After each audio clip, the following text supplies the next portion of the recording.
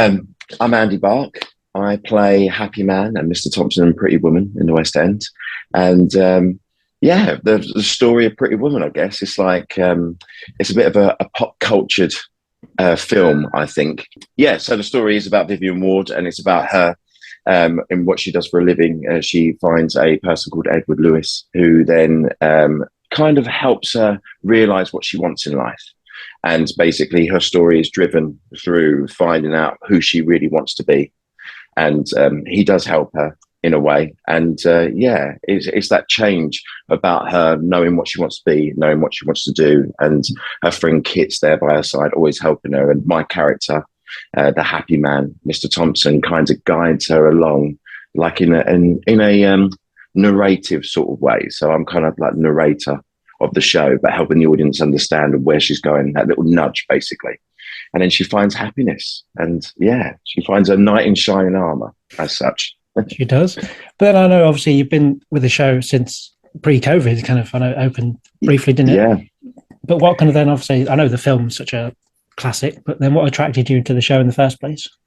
I think that the music was great. Like when I first listened to the music, there were certain songs that really drew like kind of captured me in a way. And I think because there wasn't much to go by because it wasn't in London at that point. It wasn't around. I think it was only on Broadway. I was more intrigued than anything else. And then obviously during the audition process, like reading the book that we were given, the script, and obviously doing the songs and then meeting the creatives as well. It was just such an amazing atmosphere during the whole process of my audition. Yeah, it was. I think that's kind of what captured me. I think it was just like meeting these people and going, all right, there's something really special here, and it's yeah. And ever since, it's been amazing. Yeah, and I know obviously as you started kind of in the ensemble role, then you've kind of recently, kind of last couple of months, you've kind of taken over the role of Happy Man and Mr. Thompson. What's it like then? Yeah, balancing those, kind of getting to play multiple characters in one show. It's really good. It's really interesting because I've been very fortunate during my other shows and stuff where I've got to cover. So I've always done my one track and played other people or covered or understudied other parts. But in this one, even though my ensemble track was very much jumping from character to character and blah blah, yeah, this part is exactly the same, and it's great because you can get your teeth into different things. Like you've got obviously the hotel manager, the happy man who's kind of like the street performer. Then you at one part you become a conductor to a manager of a clothes store. Yeah, and then a jazz sort of person, like singer, and it is good. It doesn't feel that too dissimilar to being like jumping around from character to character as ensemble. It's just it's quite nice that you get to be that little part that helps drive the story as well. I feel that that's the bigger change for me. But yeah, it is good fun though. It's really good fun. And then obviously, as I say, understudying the role, then taking it on full time, does that kind of help when you do take it on full time that you kind of coming into it having done it previously? Yeah, I think so. Yeah, 100%. It's not like I've had to learn a completely new character. If anything, it's given me the option to kind of like when we're driven into rehearsals for me taking over, that I managed to get my teeth into certain things. Do you know what I mean? Certain characteristics or mannerisms, and like the creative team have been absolutely amazing as well. They've let me like be my own person and go, right, what would you like to add to this? Or let's play around with this. Let's see how this works and this works. So obviously you learn your basics from covering and being a good like understudy, I guess, just going on doing the part. But then now obviously taking over, I get to go, right, okay, let's not play around, but like kind of let's work out this way or do this. And it either gets approved or they go, let's strip that back. Yeah. And then obviously Vivian and Edward are kind of the lead parts, but I'd argue that your kind of characters are the kind of the centerpiece, I suppose, because you kind of drive the narrative, as you say, narrating it. What's it like then, obviously, when you get to, because you're kind of the one that moves the story forward, aren't you? You're the kind of narrator, as you say earlier. Kind of what's that like? Yeah, to the audience. That's kind of I think that's kind of the special thing, really, because you do kind of break the fourth wall a little bit, only a little bit, but like you, it's quite nice because you become like on both sides. You get to view it as well as orchestrate it in a way. So it's that little connection you've got between the audience and the show itself. So you're like the bridge, I think. And I think for me, that's the nicest part because you get to you get to see the people's faces and kind of like interact with them a little bit more. And yeah, so I think for me, that's probably the nicest part of it all. Yeah. I know obviously the show is its own thing away from the film, but is there ever a pressure, do you think, that audiences are coming with expectations a little bit? I think so. I think it's anything that you kind of see anyway that's been either transposed from book or film into onto stage, because you really have to live up to it, I feel. But then it's got the classic lines within the show as well.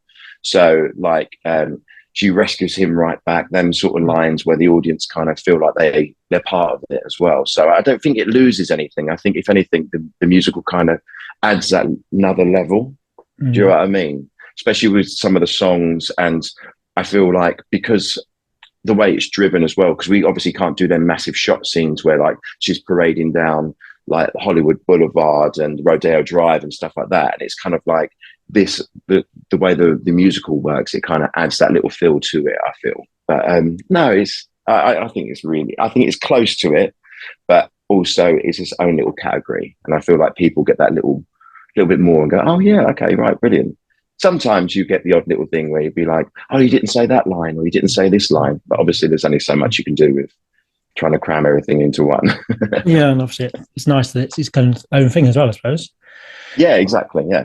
And then you've touched on it already, like the music by Brian Adams and Jim Vallance, just kind of, and obviously you get a kind of variety because of like you songs like On a Night Like Tonight, where you kind of got the big dance number, haven't you, kind of there? I know, yeah. And listen, when you do listen, or if you do watch the show, when you listen to the soundtrack, you think, how does that song even work in context of the show? But it really does, obviously, where he's been this character, the Mr. Thompson character, the hotel manager, being very stern. And all of a sudden he guides her again by teaching her how to dance, being prepared to go for this dinner dance later that evening. And it's kind of a weird one because it's nice. It's very different compared to the Happy Man. And I think I do like that song. It's good fun, especially dancing with Alex Charles, who's our Julio. He's great, and it's just nice. It's just a very different, but also it's that comical sort of duo, which is good. Yeah, it's certainly one of them shows that's kind of got, like you say, a variety of songs. You're like, you and I, kind of that kind of operatic bit that comes from nowhere. Yeah, like, the balance. It literally does, yeah. And I think that's quite nice as well, because that's such an integral part of the story, where she comes up in a red dress and they go and see the opera, because it's a different culture to whatever Vivian's been before. So she's probably been to like dive bars and stuff like that, having drinks with her friends, to go to a full-on opera. And the way they've worked it in the show, it's been that sort of love romance between Edward and Vivian. You can see like he's starting to have feelings for her, and it's like driven in, and the way it's orchestrated into the opera is it's phenomenal. It's really, I love it. I think it's one of the best numbers in the show for sure. Yes, and obviously you've worked with Rachel Wooding kind of previously then, and now Courtney Bowman is Kit DeLuca. What's it like working alongside those? Oh, amazing. I've known Rachel for years, and it's the first time we've actually worked together just before she left. And it was such an honor to work with her, because she's a powerhouse. And then obviously taking over the role for Kit, which was Courtney Bowman coming in, another powerhouse. And it's absolutely incredible. Like, we've got such a good relationship on stage as well. And she's obviously very different Kit, which is nice as well. Yeah. So you're acting very different to how you were before with like Rachel or like some of the understudies as well. And it's just nice that you can bounce off each other. And like, yeah, they're both powerhouses. And at the moment, me and Courtney are just having the best time as well, just laughing around on stage, and really showing the relationship as well between Kit and like the Happy Man. But it's really good fun. Yeah. And do you have a favourite moment within the show? Yes, I do. Right. So this one's a bit strange, but my favourite moment it's when it's just after, it's the beginning of, towards the beginning of Act 2, and it's where Vivian and Edward have an argument for something that happened at the polo. And it's just the intense argument scene back to back. And it's where you realise between both characters who they really are, and they're trying to like express their feelings, whatever. And she kind of storms out. He says sorry, and they go back in, and she sings this lovely ballad where she's just explaining about where she's come from and how things have changed. It's not the way her life wanted to be.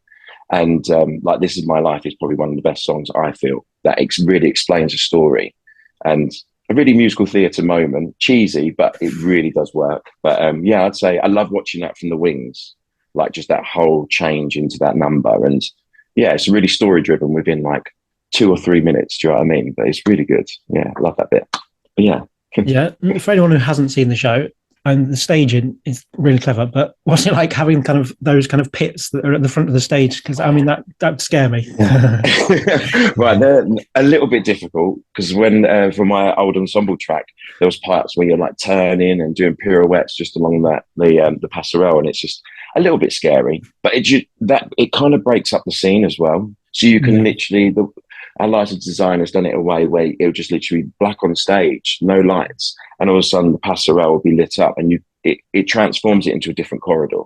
Do you know what I mean? So it's a nice little journey out towards the audience that makes visually for them, they feel part of it as well, which is really nice. And like we do use it quite a bit in this show, and it's clever how it all works and ties in. But yeah, it is funny because when you first start looking down, you're like, am I going to fall?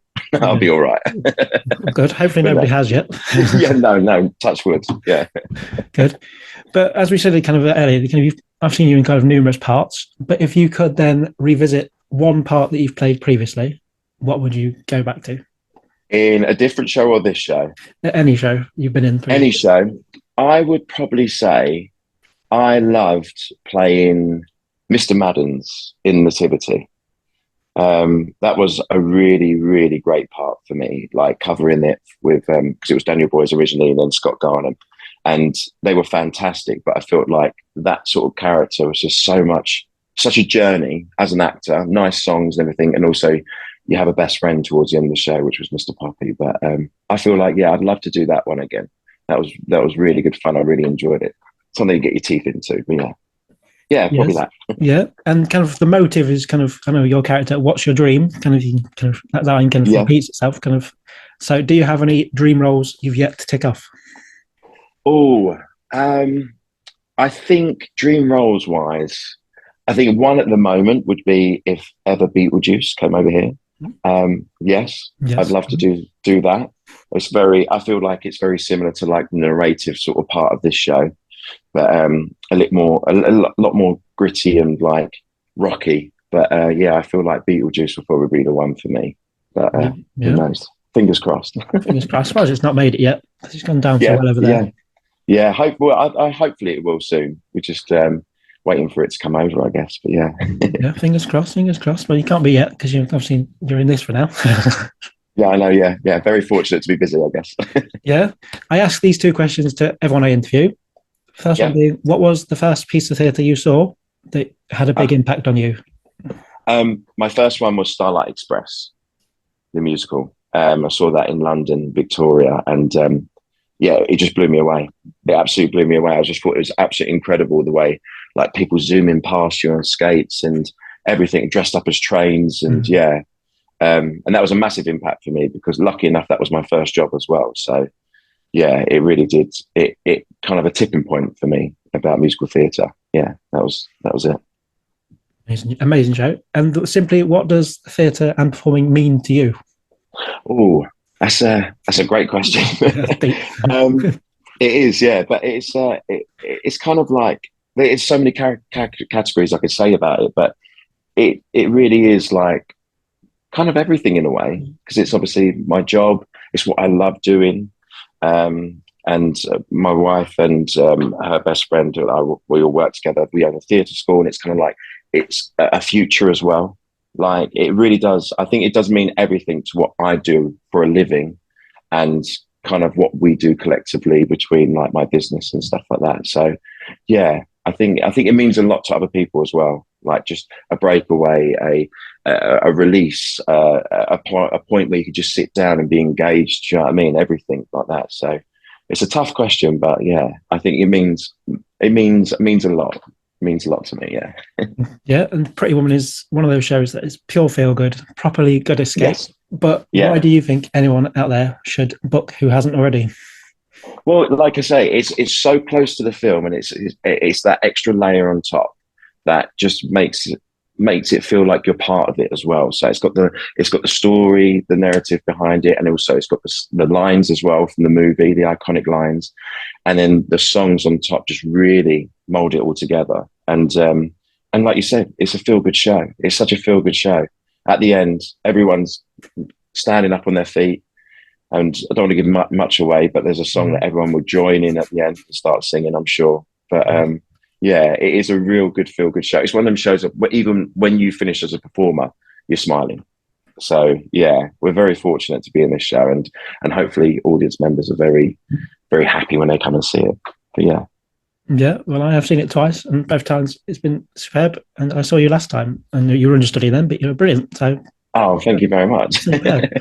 Well, that's it for me, basically. So just left to say that Pretty Woman continues at London Savoy Theatre